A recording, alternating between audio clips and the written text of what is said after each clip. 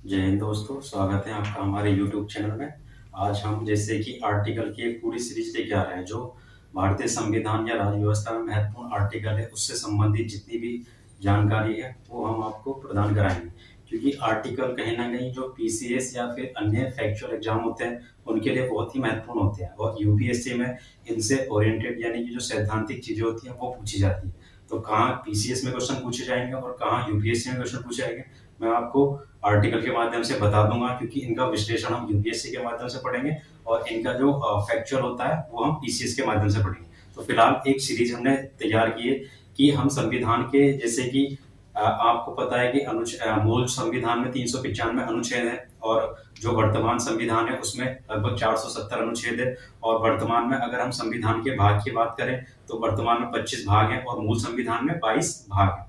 तो इस प्रकार से हम देखेंगे कि जो हमें पढ़ने हैं, तो हमें 22 भाग पढ़ने हैं। 22 भाग कौन कौन से हैं? तो जो महत्वपूर्ण भाग है संविधान के वो पढ़ने हैं, और 12 अनुसूचियां हैं वो हम पढ़ चुके हैं। अनुसूची से की जो वीडियो हमने वो पहले ही अपलोड कर चुके हैं। तो आज मैं आर्टिकल के जो महत्वपूर्ण आर्टिकल होंगे उनका पूरा विश्लेषण बताऊंगा। अभी मैं फिलहाल मतलब एक जो नॉलेज होती है फैक्चुअल, उसके माध्यम से पढ़ाऊंगा कि कहाँ इंपॉर्टेंट है और कहाँ नहीं। तो आइए स्टार्ट करते हैं। तो हमारे पास जैसे कि आज का टॉपिक है कि भाग एक। तो भाग एक में हम अगर आप देखते हैं तो इसमें अनुच्छेद 1 से लेकर 4 तक अनुच्छेद दिए गए हैं, और इसमें बताया गया है कि भारत और उसका जो क्षेत्र है, ठीक है, भारत क्या है, पूरा ओवरऑल एक कंट्री है।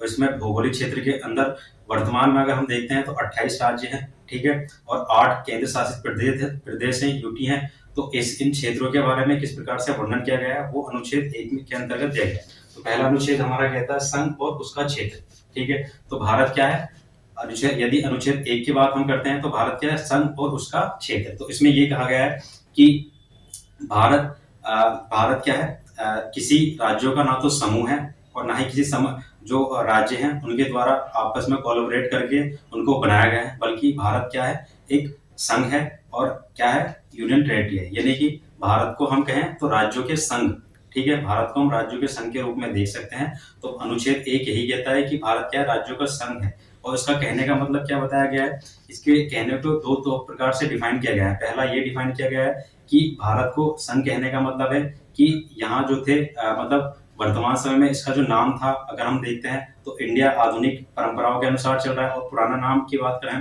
तो भारत चल रहा है। तो भारत के नाम को लेकर काफी मतैक्य थे। तो इन सब आपसी सहमति में जब संविधान सभा ने आपसी सहमति बनाई तो इन दोनों नाम को तवज्जो दी कि भारत और यानी इंडिया, यानी कि भारत इंडिया राज्यों का क्या है, एक समूह है, ठीक है। तो India that is Bharat, article जब आप फर्स्ट पढ़ोगे इंडिया दैट इज भारत, तो ये क्या है, राज्यों का एक संघ है, ठीक है, यूनियन टेरिटरी, यानी कि इट्स यूनियन टेरिटरी। और दूसरा अगर हम इसका देखते हैं तो इसकी शासन पद्धति कैसी है, तो ये जो राज्यों का संघ है दो चीज को मेंशन कर रहा है, एक इसके नाम को, दूसरा शासन की जो पद्धति है उसको कहीं ना कहीं डिनोट कर रहा है। तो शासन की पद्धति हमारी कैसी क्या है, संघीय है। संघीय कहने का मतलब है हमारे जो राज्य हैं भारत के अंदर, जो 28 राज्य हैं, ये क्या है, ना तो किसी समझौते के तहत बनाए गए हैं या इनको जबरदस्ती करके आपस में कोलैबोरेट करके नहीं बनाया गया, बल्कि ये क्या है, एक संघ को शक्तिशाली बनाने के रूप में इनकी क्या की उत्पत्ति की गई, यानी कि जितने 28 के 28 राज्य हैं इनको मिला के एक संघ का निर्माण किया गया। तो इसलिए क्या है, ये भारत को हम कह सकते हैं कि ये विभक्त राज्यों का अविभाज्य संघ है। और इसी के विपरीत अगर हम अमेरिका को देखते हैं तो अमेरिका में क्या है कि अविभाज्य राज्यों का अविभाज्य संघ है। तो क्वेश्चन आपसे ये पूछा जा सकता है यूपीएससी में कि अमेरिका का संघ और भारत के संघ में अंतर बताइए। तो जो भारत का संघ है क्या है, विभक्त राज्यों का अविभाज्य संघ है, और अमेरिका क्या है, अविभाज्य राज्यों का अविभाज्य संघ है। तो दोनों को आपको देखना है, यानी कि अमेरिका में अविभाज्य और अविभाज्य दोनों चीजें, जबकि भारत में क्या है, विभक्त राज्यों का अविभाज्य संघ, यानी कि भारत में राज्य अगर अलग होते हैं उन्हें अलग होने की कोई अनुमति नहीं है, और ना ही उन्हें अलग से किसी देश बनाने की अनुमति है। जबकि अमेरिका क्या है, अमेरिका संघ में अगर आप देखते हो तो वहाँ राज्य क्या है, संघ से अलग हो सकते हैं, ठीक है, और वो क्या अलग से अपनी बाउंड्री और अपनी सीमा निर्धारण कर सकते हैं। तो ये अधिकार उनको प्रदान की, जबकि भारत में ऐसे अधिकार प्रदान नहीं किए। यहाँ की जो संघीय शासन व्यवस्था है वो किसके आधार पर संचालित की जाती है, वो शक्ति के प्रतिकरण के सिद्धांत के आधार पर संचालित की जा सकती है, यानी कि केंद्र और राज्यों को उनके अलग अलग विषय पे कानून बनाने का अधिकार प्रदान किया गया है। केंद्र को जिन विषयों पे कानून बनाने का अधिकार है, राज्यों को उन विषयों का अधिकार कानून बनाने का अधिकार नहीं है। फिर राज्य को जिन विषयों पर कानून बनाने का अधिकार है वैसे ही केंद्र को नहीं है। तो कहा यह जा सकता है कि दोनों अपने अपने विषयों पर कानून बनाने के लिए क्या है, स्वतंत्र है। तो इस प्रकार से भारत में क्या है, जो राज्य है वो क्या है, एक मतलब राज्य कहा जा सकता है कि जो संघ है वो क्या है, राज्यों का एक संघ है। भारत एक राज्यों का एक संघ है। उसमें क्या है, शासन प्रणाली संघीय शासन प्रणाली है, जिसके तहत वो क्या कर सकते हैं, अपने अपने विषयों पर कानून को स्वतंत्र रूप से बना सकते हैं। तो ये हमारा आर्टिकल फर्स्ट कहता है। ठीक है, आर्टिकल फर्स्ट आपको समझ में आइए, संघ और उसका क्षेत्र, संघ और उसका क्षेत्र। ठीक है, अब ये जो संघ और उसका क्षेत्र है, अनुच्छेद 1 को 3 भागों में डिवाइड किया गया है, यानी कि राज्यों के क्षेत्र में, संघ के क्षेत्र में और जिन्हें अधिकृत किया गया है। यानी कि जो ये राज्यों का आप पढ़ रहे देख रहे हो, संघ और उसका क्षेत्र को 3 भागों में क्या किया गया, विभाजित किया गया। एक तो राज्यों के क्षेत्र, जैसे कि आपने हरियाणा हुआ, छत्तीसगढ़ हुआ, पंजाब हुआ, ये क्या है, राज्यों के क्षेत्र, इनकी अपनी अपनी सीमा निर्धारित की गई है।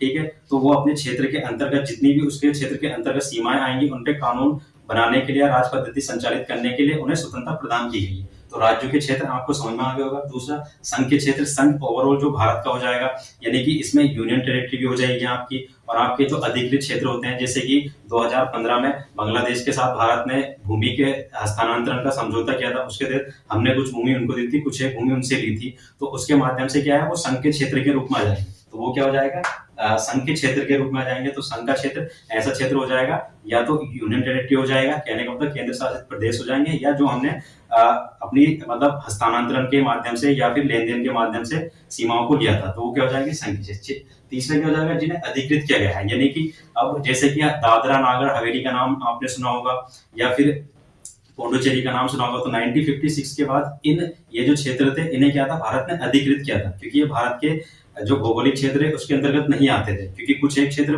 पुर्तगालियों के अंडर में आते थे, कुछ एक क्षेत्र फ्रांस के अंडर में आते थे। तो इन क्षेत्रों को हमने अधिकृत किया गया था। तो ऐसे क्षेत्र को हमने अनुच्छेद 1 के अंतर्गत इनमें कानून और शासन प्रणाली चलाने के लिए क्या संचालित किया था। तो ये क्या जाएगा, जिन्हें अधिकृत किया गया है अथवा स्थापना। तो आपको समझ में आ गया होगा अनुच्छेद अंतर्गत, अनुच्छेद 1 के तहत किन किन चीजों का मैंने विश्लेषण कर दिया है। तो ये पूरी कंप्लीट हमारा अनुच्छेद 1 हो जाता है। दूसरा हो जाता है अनुच्छेद 2। तो अनुच्छेद 2 में क्या है कि नए राज्यों का नामांकन एवं स्थापना। अब नए राज्य क्या हो जाएंगे, जैसे कि आपने सुना होगा कि नए राज्यों का नामांकन और उनकी स्थापना। तो अनुच्छेद 2 ये कहता है, जैसे कि 9 नवंबर 2000 को उत्तराखंड, झारखंड और छत्तीसगढ़, इन 3 राज्यों की स्थापना की गई थी। तो वो कौन से अनुच्छेद के अंतर्गत की थी, अनुच्छेद 2 के तहत उनकी स्थापना और उनका नामांकन किया गया था। वैसे ही 2014 में आपने देखा होगा कि आंध्र प्रदेश को काट के तेलंगाना जो राज्य है उसका निर्माण किया गया था। वो भी किस अनुच्छेद के माध्यम से किया गया था, अनुच्छेद 2 के। यानी कि राज्यों की नामांकन और स्थापना कौन से अनुच्छेद के तहत किया जा रहा है, ये अनुच्छेद 2 के तहत किया जाएगा। तो ये याद आपको रखना होगा। ठीक है, तीसरा क्या हो जाएगा, नए राज्यों की स्थापना तथा मौजूदा राज्यों के क्षेत्रफल, सीमा अथवा नामों में परिवर्तन। ठीक है, नए राज्यों की स्थापना, ठीक है, तथा मौजूदा राज्यों के क्षेत्रफल, सीमा अथवा नामों में परिवर्तन। तो अब जैसे नाम में परिवर्तन करना है कि कोई राज्य है, मान लिया कि जैसे आंध्र प्रदेश है, ठीक है, तो आंध्र प्रदेश की सीमा क्या है, बहुत अधिक है। तो उस सीमा को अगर परिवर्तन करना है, यानी कि कुछ एक सीमा तेलंगाना को देनी है, या उसमें तेलंगाना राज्य का नाम बदलना है, या फिर आंध्र प्रदेश को जोड़ के 2 और राज्यों का निर्माण कर देना है। ठीक है, यानी कि आंध्र प्रदेश तो है, आंध्र प्रदेश को अगर मर्ज करके आप दूसरा राज्य जैसे कि कोई अन्य नाम के रूप में उसको निरूपित कर सकते हैं। तो इस प्रकार के जो भी प्रावधान होंगे वो अनुच्छेद 3 के तहत आएंगे। क्या, जैसे आप नॉर्थ ईस्ट में जाओगे, यानी कि उत्तर पूर्वी भारत में जाओगे, यानी कि सिक्किम हो गया, अरुणाचल प्रदेश हो गया, मेघालय हो गया, मिजोरम, ये क्षेत्र क्या है, छोटे छोटे क्षेत्र है। इन क्षेत्रों में अगर 2 या 2 से अधिक राज्यों को मतलब 2 या 2 से अधिक राज्यों को मर्ज करके एक राज्य का निर्माण किया जा सकता है। फिर उनकी सीमा में परिवर्तन किया जाएगा, क्योंकि ये तो जाहिर सी बात है, जब 2 राज्य बनेंगे तो उनकी सीमा में परिवर्तन होगी, फिर नए राज्य का निर्माण भी किया जा सकता है। तो ये सारी जो मतलब प्रावधान है, ये कौन से अनुच्छेद के अंतर्गत आएंगे, 3 के अनुच्छेद के अंतर्गत आएंगे। तो आपको याद रखना होगा, इसमें याद है नए राज्यों की स्थापना तथा मौजूदा राज्यों के क्षेत्रफल, सीमा अथवा नामों में परिवर्तन। तो ये सारे काम कौन कर सकती है, भारत की संसद के द्वारा किए जाते हैं। ठीक है, और संसद के द्वारा कब किए जाएंगे, जब राष्ट्रपति के द्वारा कोई अध्यादेश लेके आया जाए, मतलब राज्य के होंगे, राज्य की जो विधानमंडल होंगी, राष्ट्रपति की पूर्व अनुमति से।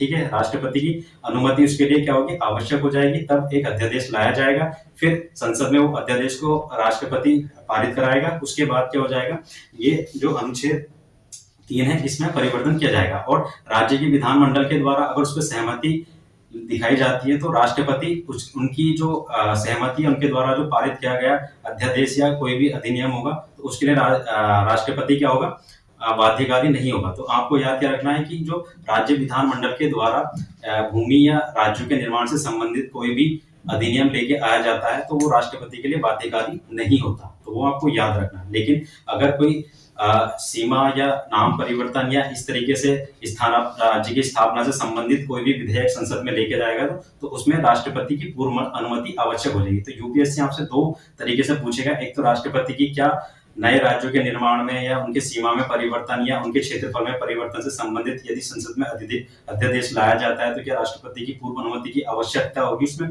तो आपका आंसर हो जाएगा हाँ, राष्ट्रपति की पूर्व अनुमति की आवश्यकता उसमें होगी। दूसरा उसमें ये हो जाएगा, अगर राज्य विधानमंडल के द्वारा ऐसा कोई अधिनियम पारित कराया जाता है तो क्या राष्ट्रपति उसे मानने के लिए बाध्यकारी होगा? तो आपका आंसर हो जाएगा नहीं, राष्ट्रपति उसे मानने के लिए बाध्यकारी नहीं होगा। तो आर्टिकल 3 आपको अच्छे तरीके से समझ में आ गया। अब क्या है, अनुच्छेद 2 और 3, हमारा अनुच्छेद कौन सा आएगा? 4। इसमें क्या है, अनुच्छेद 2 और 3 के अंतर्गत बनाए गए कानून के द्वारा पहली तथा चौथी अनुसूची एवं अनुषंगिक अनुवर्तिक मामलों में संशोधन क्या है। इसको सीधे शब्दों में अगर आप ऐसे देखो तो काफी डिफिकल्ट कट हो जाएगा, तो इसको सीधे शब्दों में अगर आप समझो तो ये समझ सकते हो कि जो अनुच्छेद 2 और 3 है अनुच्छेद, उसमें क्या है, क्या संसद के जो उसमें जो परिवर्तन किया जाएगा तो उसमें जो परिवर्तन किया जा रहा है उसको क्या संशोधन माना जाएगा?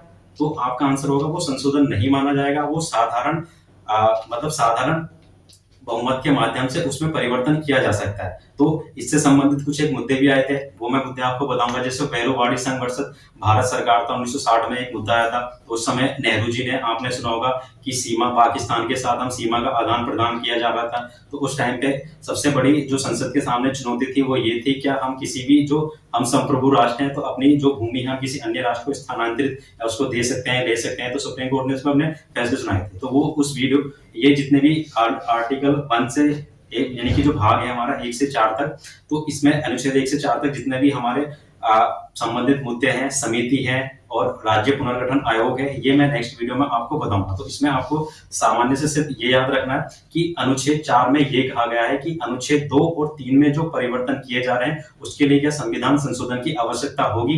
तो आपका आंसर हो जाएगा संविधान संशोधन की आवश्यकता नहीं होगी और उसको संविधान संशोधन नहीं माना जाएगा। वो साधारण बहुमत और साधारण विधि के माध्यम से इसमें जो है परिवर्तन किया जा सकता है। और अनुसूची 1 आपने पढ़ी होगी कि वो क्या है, संघ और राज्यों के क्षेत्र विस्तार के बारे में बताती है, ठीक है। तो उसी का क्या है इसमें 4 में प्रावधान किया गया है। तो 4 अनुच्छेद आपके लिए इंपॉर्टेंट है। जो अनुच्छेद 4 है वो 4 इसलिए इंपॉर्टेंट है, इसमें क्या कहा गया है कि जो संशोधन किया जाएगा अनुच्छेद 2 और 3 में, तो वो क्या है संविधान संशोधन नहीं माना जाएगा। वो साधारण बहुमत के माध्यम से, साधारण विधि के माध्यम से उसको क्या किया जाएगा, मतलब लागू कर लिया जाएगा। तो ये अनुच्छेद 4 तक आपने देख लिया किस प्रकार से कौन सी क्या व्यवस्था की गई है। अब इसमें जो क्वेश्चन बनेंगे इंपोर्टेंट, वो नेक्स्ट वीडियो में मैं आपको बताऊंगा कहां से बनेंगे। जैसे कि आपने धर आयोग पढ़ा होगा, जेबीपी समिति पढ़ी होगी, या फजल अली आयोग पढ़ा होगा, राज्य पुनर्गठन आयोग पढ़ा होगा, या फिर आपने देखा होगा कि जो मद्रास की मतलब बंबई को और गुजरात, बंबई इस समय एक पूरा प्रांत हुआ करता था, तो वो वहां से कैसे महाराष्ट्र की और कैसे गुजरात की स्थापना की गई,